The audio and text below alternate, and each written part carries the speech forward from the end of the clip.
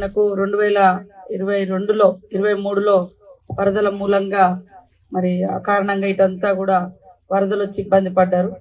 అప్పుడు కూడా ఒక ముగ్గురు ఒకటే ఫ్యామిలీ వరదలలో కొట్టుకుపోవడం జరిగింది. ఆ రోజే మనము మాట ఇచ్చినాము కొన్ని ఇండ్లు కట్టియాలని. తర్వాత మొన్న కూడా మనకు ఆ వరద వచ్చింది. ఫస్ట్ మనకు 18 ఇండ్లు శాంక్షన్ చేయడం జరిగింది.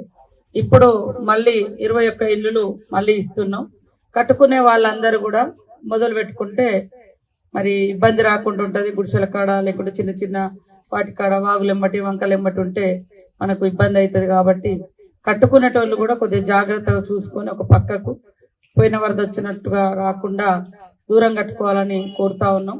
ఇసుక కూడా ఫ్రీగానే డిఎఫ్ఓ గారితో మాట్లాడి ఆ చేన్లది ఇప్పియడం జరుగుతుంది. మహిళా సంఘాలలో ఉండండి. నేను మొన్న కూడా చెప్పిన మహిళా సంఘాలలో చేరితే వడ్డీ లేని రుణాలు వస్తాయి.